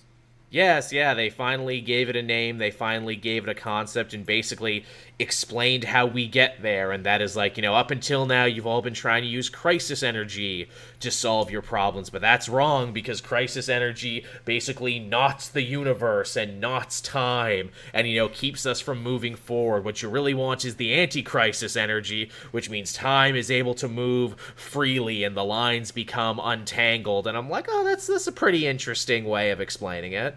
Yeah, and I love the idea that it was a Superman character who put forth the idea of the Omniverse, with Lex Luthor putting forth, and him being sort of the one who kind of came up with the theory of it, basically. Yeah, it's Luthor's theory of the Omniverse. Read about it now. Yeah. I like, too, and even though I fucking know it's not going to go anywhere and mean anything, I like the kind of added gravitas they gave to it, where Wonder Woman's like, look, I was afraid to use anti-crisis energy because, if the universe has become unknotted and time is able to, move at a regular rate, most of us older heroes are going to die, because in fact many of us have died several times over by now, and I don't know which one of my friends would still be here. Yeah. They mentioned that because she first used anti-crisis energy on Perpetua when they first fought, at the end of that Justice League one, when they went through that door, and it's that unseen event that we've only seen in bits.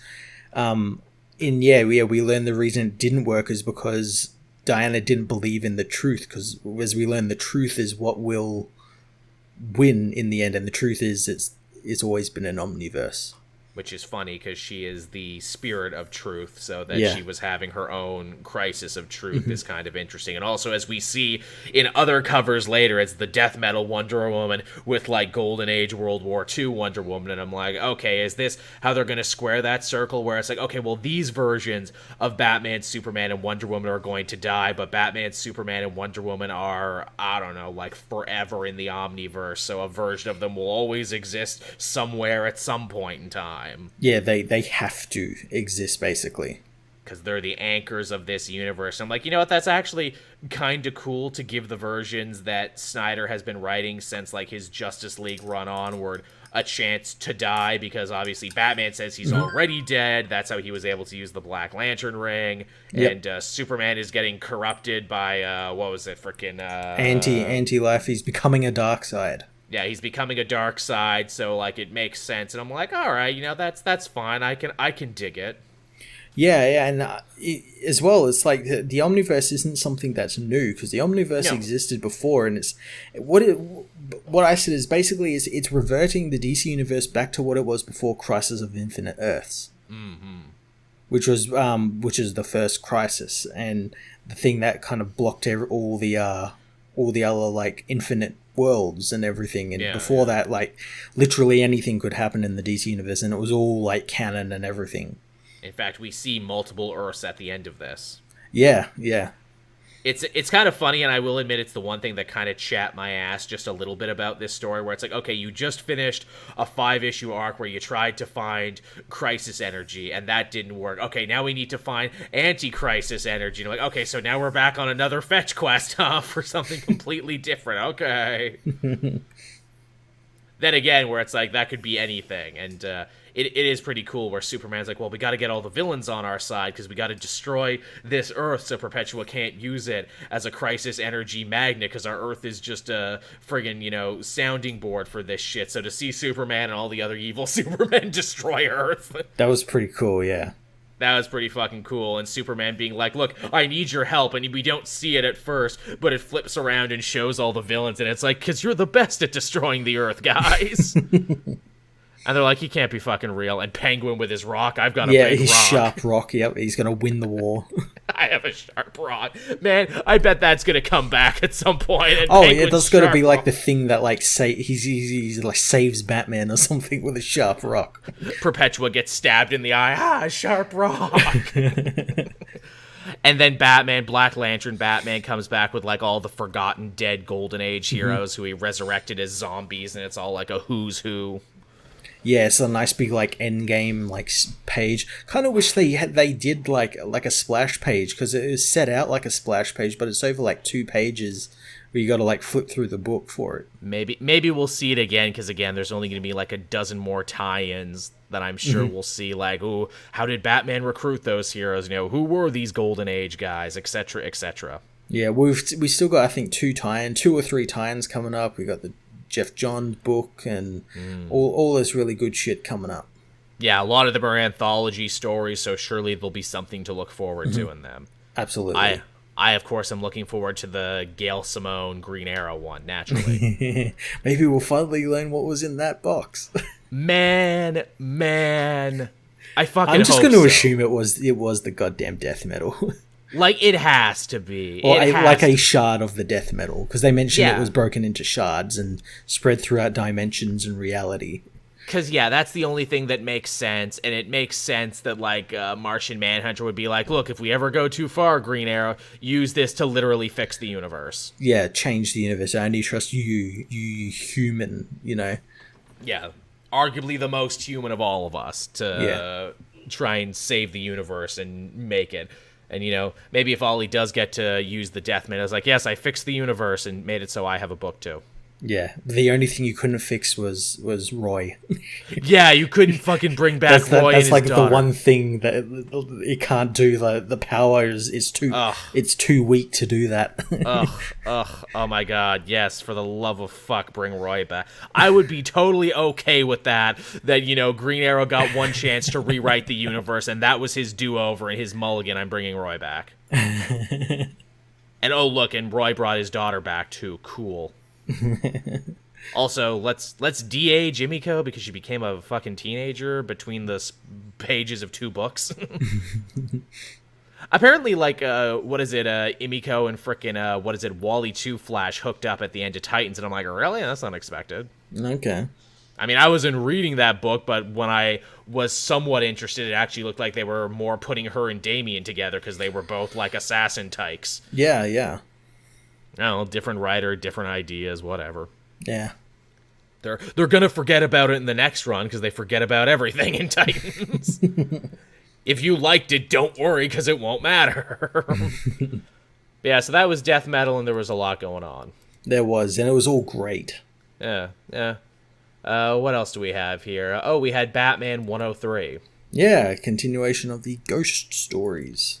Yes. More Ghostmaker. Some dude argued with me in the comments that Ghostmaker wasn't a new character. I eventually had to look into it, and apparently there was a Doug Monat character from Masters of Kung Fu called Ghost No Hyphen Maker, and I'm like, dude, different character. It's spelled differently. Did different fucking company. Yeah, different thing, different Ghostmaker, but yeah. So yeah, we get to see a little bit more of Ghostmaker's origin with with Bruce, and how he actually came to him one night on the anniversary of his parents' death and actually didn't attack him right away. Yeah, but wanted to kill him. I kind of like this characterization for Ghostmaker that is very different from, like, you know, Scorn or Owlman or all these other anti-Batman characters we've seen before, and that is, he kind of doesn't care because it's all just a fucking game to him. Yeah, and that's like kind of proven with him, like talking about how, oh, I'm so fucking cool. While I was on my plane ride here, I like solved 3 big crimes, and like you did nothing, Batman. But then Batman's like, no, motherfucker. Like you looked again. I compared it. It's actually quite cool because he only looks at the black and white of things. And his costume is what? Yeah, his costume is black and white. There's some symbolism there. But yeah, he only ever looks at the black and white of things like, oh, there's a serial killer. Well, I'll arrest him. But Batman's like, well, you can do that. But the problem is that he had trophies of all these victims. And now the victims' families will never get any closure.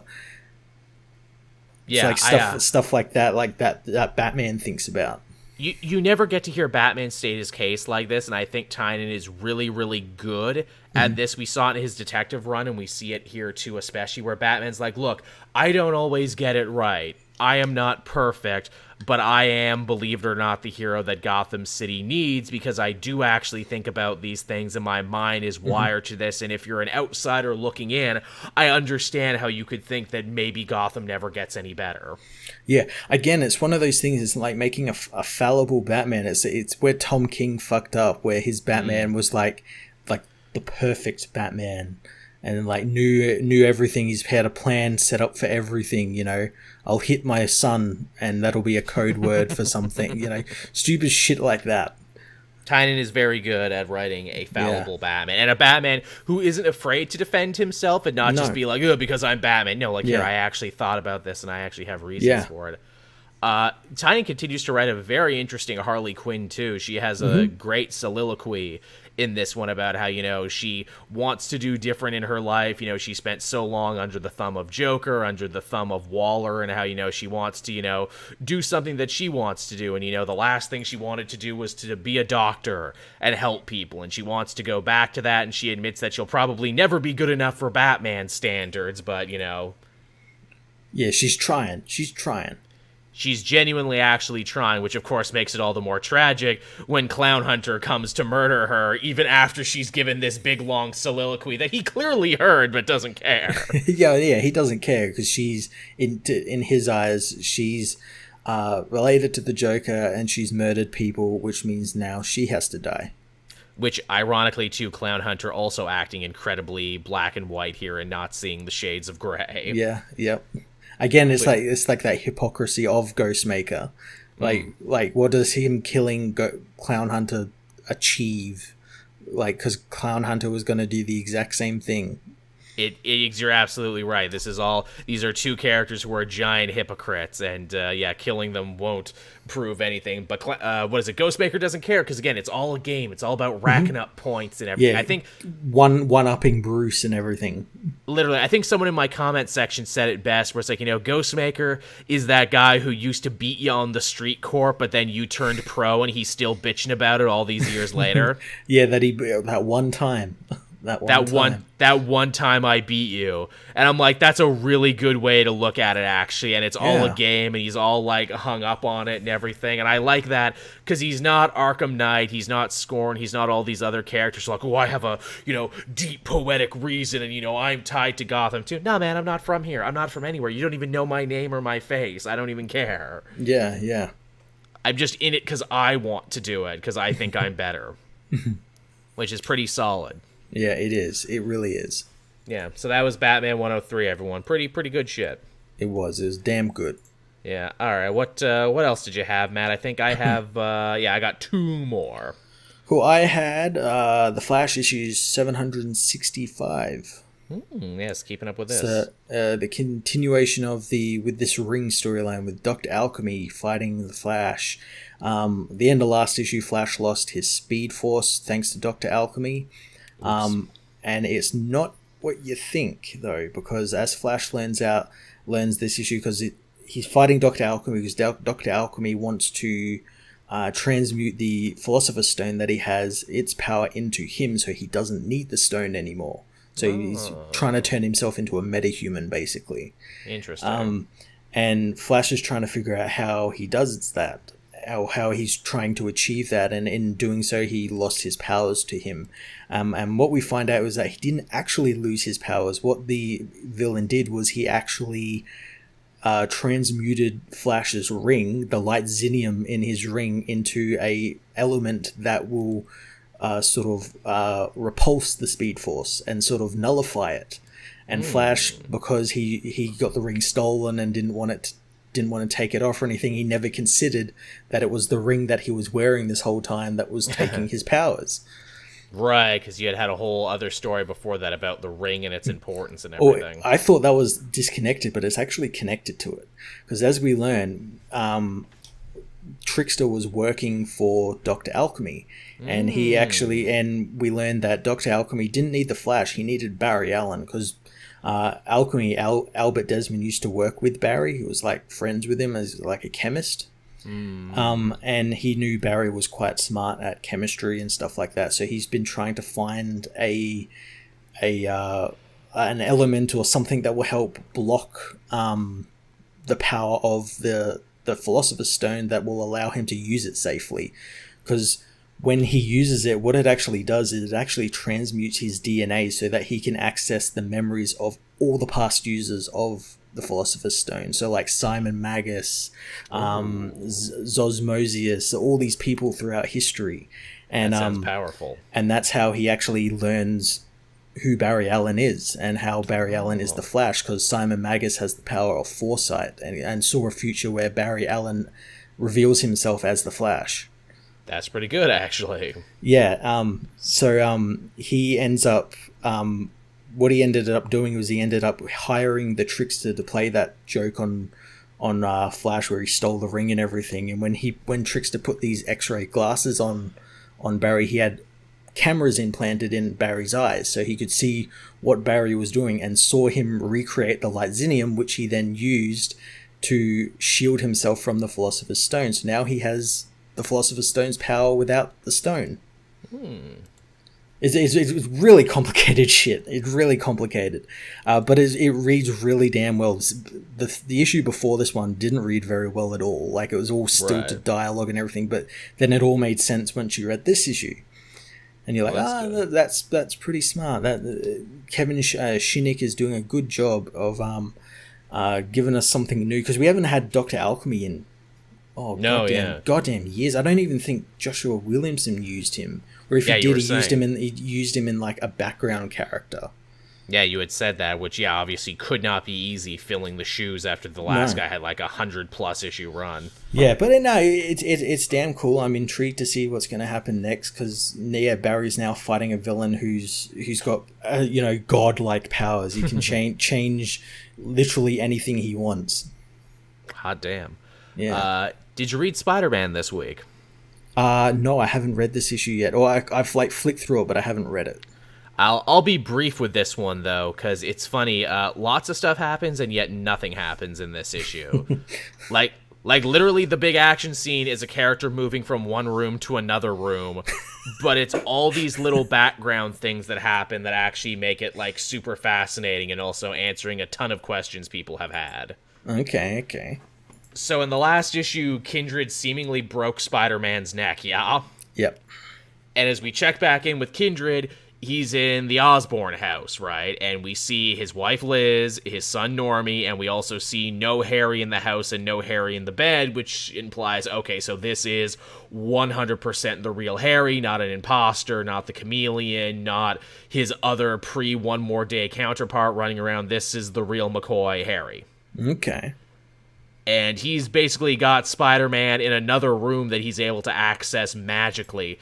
No, they haven't explained how any of that works yet, but I feel that'll probably be an issue coming up, explaining how the hell Harry got magic powers and was able to hide it for so long. Yeah. Because he's, again, this is the same Harry, which means when we saw him in Venom and when we saw him in all these other books just being a regular schlubby dad, that was the same guy somehow. So that'll be something they got to explain. He's got, like, Spider-Man tied to, like, this ancient stone slab and shit, like this sacrifice altar. Mm-hmm. And he says, oh, it hurts at first. It hurt for me, too, when I came back. And it's like, wait, what? Are they saying that he, like, legitimately did kill Spider-Man but brought him back to life? Because he's done it before. Just to prove he could? Just to fucking prove he could. And then, like, it gets even weirder because, like, Spider-Man gets lost in, what is it, in his mind, basically. And, he's, like, going through a day and he's trying to talk to people, but they're not talking to him. They're talking like they're reading off a script. Okay. And, like, I figured it out very early. I'm like, wait, why does this scene look so familiar? It's because it's literally a story from 2007 that he's reliving. Oh, nice. And that story was in the Brand New Day era, and literally the issue he's reliving is when they reintroduced Harry Osborn into the canon after he had died previously and after his deal with Mephisto. Oh, damn. And Harry's sitting there and talking to him in the thing, and ironically the line that he returns on is "Speak of the devil." Huh. And that's where, Harry basically finally reveals himself as Kindred. And they have a really interesting kind of back and forth where he's like, come on, Peter, admit it. You knew it was me all along, right? You just didn't want to have to... Yeah. You'll say that this is underwhelming, but it could only really have been me, which I feel is Nick Spencer talking to the fan base, too. Where it's like, I know you had lots of theories, but come on, you knew this was the only way. Yeah, that's true. And, like, the comic winds down with him saying, like, look, you were so hung up trying to figure out who I was, you never asked the question that I've been trying to get you to answer from the very beginning, and that is, but why? Why am I back, and why am I doing this? It's a good question. And he says, why haven't I killed you yet? Either is the thing, because together we're going to do amazing work, you and I. Ooh. Which I'm like, what does that mean ending One More Day? Does that mean putting everything back to the way it was, breaking the deal with the devil? What does that mean? It probably does mean that.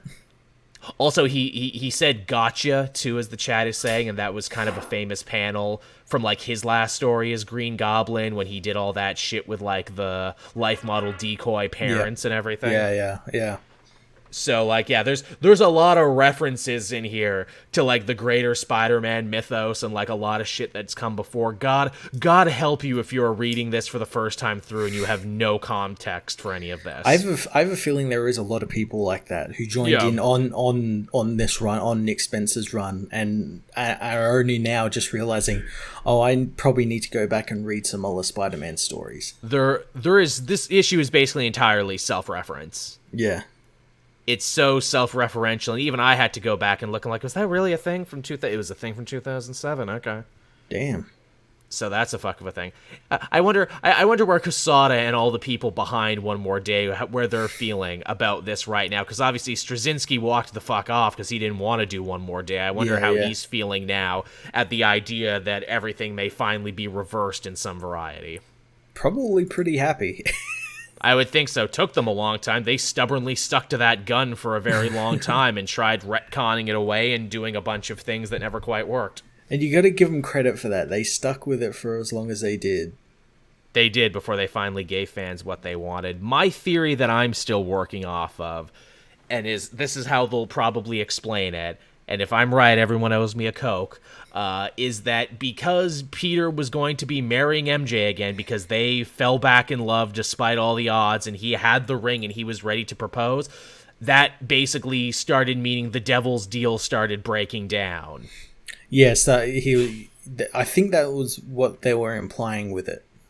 Yeah, that it was breaking down, and all these old memories that Harry had that don't make sense anymore rushed back to his head and drove him crazy and made him become Kindred, which, hey, furthermore, this might also explain why Aunt May has cancer in some of the Spider-Man books, but not all of them. They don't always remember.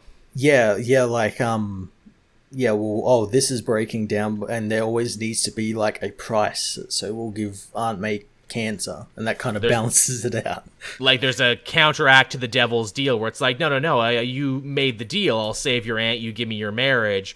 Well, cool, guess what? You're breaking it without knowing it, and so because of that, your friend is back and crazy, and your aunt has cancer again. Yeah.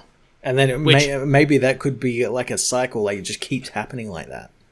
Wouldn't that be some shit, too, where it's like if he eventually goes to Mephisto, it's like, well, how do I put it back? Well, you can't marry MJ. That's the only way. Harry will go back to normal, your aunt will live. Will you make the same decision again? Wouldn't that be a fuck of a thing? To put him in the situation where he has to make that choice again. Oh, that'd be great. And will fans lose their minds again? They're Spider-Man fans. They'll lose their minds over literally anything. Fair enough. Yeah, as the chat says, I forgot May had cancer. I know, right? Because they brought it up in one book. Hasn't been talked about it. Yeah, hasn't been talked about it for a while. In a long time. Peter has had other shit to deal with, but yeah. And because the book that talked about it came to an end, so there you go. But so that was Spider-Man.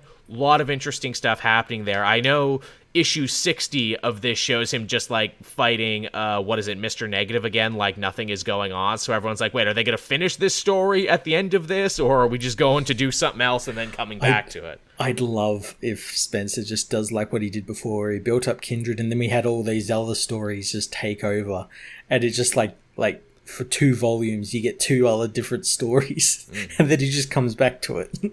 Before we come back, because there's like a lot of red herrings that I thought were going to be important, but wasn't. Remember the clairvoyant, that guy who could see the future? Yeah, I thought that was going to come back at some point. The support group.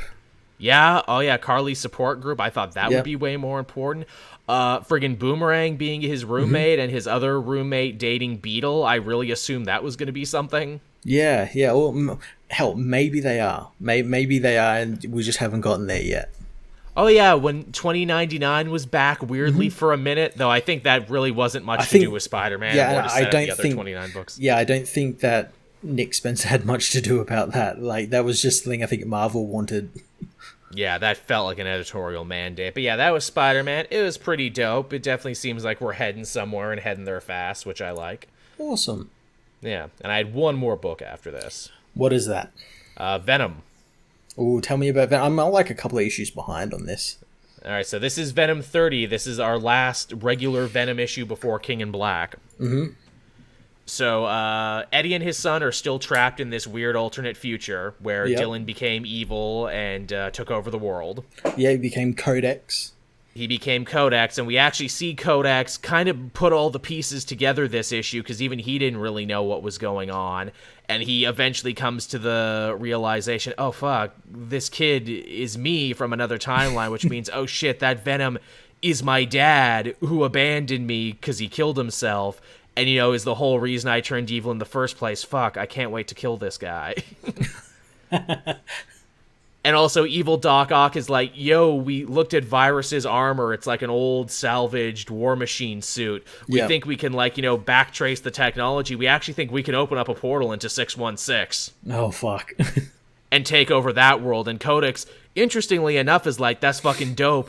Because apparently Null is stronger in this world than he is here. Apparently this Dylan never quite made contact with Null, and Null never quite broke free, but Null was, like, working through him. Okay. So he's like, oh, awesome, I can, like, kill my deadbeat dad, go to another universe, and meet God, basically. Oh, no.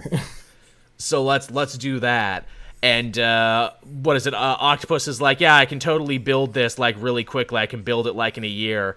And, ironically, at the same time, crazy Rick Sanchez, Reed Richards of this world is like, yeah, I discovered a way to build a portal, too, but it's gonna take me, like, 5 years, though. Because I'm not as good as Doc Ock in this universe.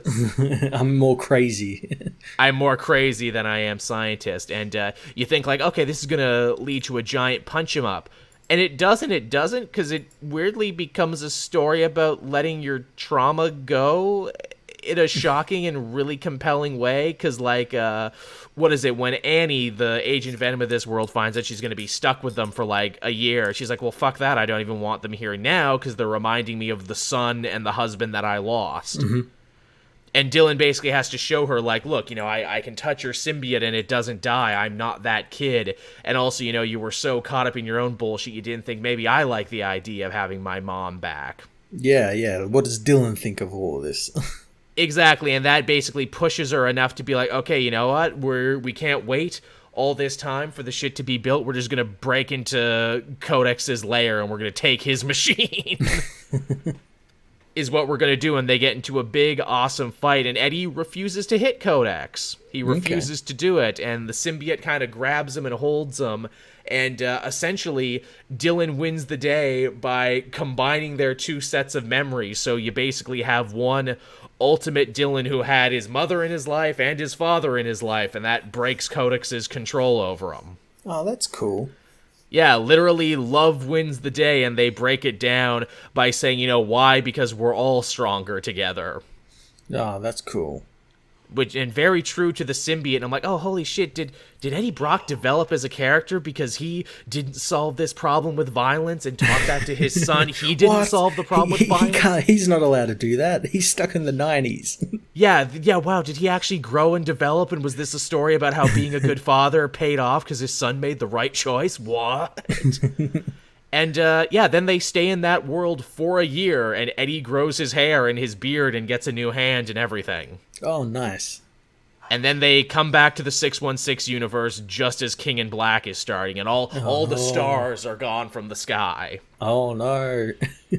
Which I love Kate's for doing that, where it's like, hey, everyone, here's like an actual happy ending in what has mostly been like a horror series up until this point, only to be like, oops, I took your happy ending away, and now we're smack dab in a big event. Oh, no, yeah. That starts up this coming week or the next week. It's very soon, because I know this week we had that Symbiote Spider-Man was a King in Black tie-in, which I haven't read yet, mainly because I thought that Symbiote Spider-Man book was kind of like separate from everything, because it's Symbiote Spider-Man, like it's set in like the 90s or something. Yeah, but it's apparently tied in.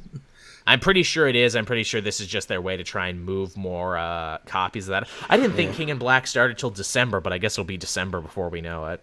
Yeah, well, next week. Fuck, time has no meaning anymore. I don't want it to be December. I don't want to do Christmas during all of this shit. Everything is bad. That's take that away from this episode. That's the quote, Joel. Everything is bad. He said, then laughed. But it's not bad. Venom. Venom was really good and had a very compelling ending. Cates is doing lots of shocking stuff. Awesome.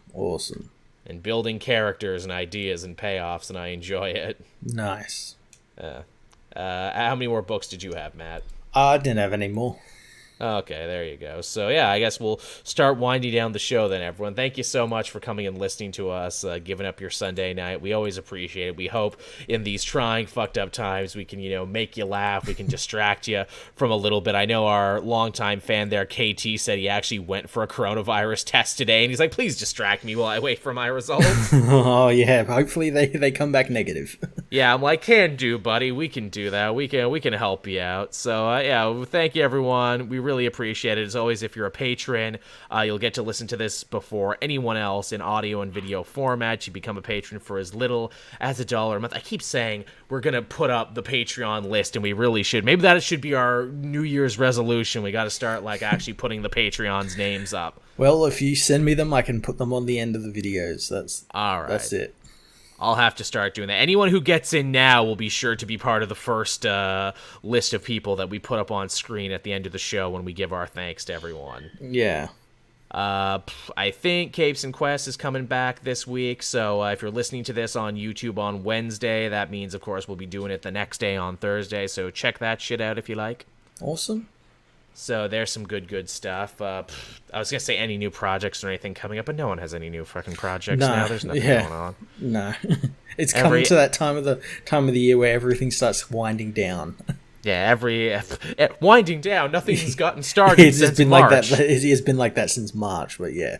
Yeah, Christ. Great. So you see, we got the COVID depression and the holiday depression and the winter depression all coming together as a super depression, like the Megazord of depression. We'll have to do something fun for Christmas, Matt. Some sort of special commentary or something. Absolutely. Yeah, we'll have to find something to do a commentary on. What's a truly terrible Christmas movie to get us into the spirit? Ooh, we should do a lottery on one of those fucking awful Hallmark films that all look the same. That all have the same cover. That's pretty good. I know The Christmas Prince is apparently the most popular one that spawned 3 fucking sequels. Oh, fucking hell. No joke, actually. What is it? I talked Sal from Comic Pop into this. We're going to be writing our own Hallmark Christmas movie, because apparently the reason they're able to make 100 of these every year is because they literally no fucking shit take submissions from anybody. It makes sense. It really does, doesn't it? They'll take submissions from anyone, and man, if you need a laugh, you gotta go check out their guidelines. Their guidelines are fucking hilarious. Is it very strict? You have to have this character, and they have to be both white people and blonde-haired, blue-eyed, Christian.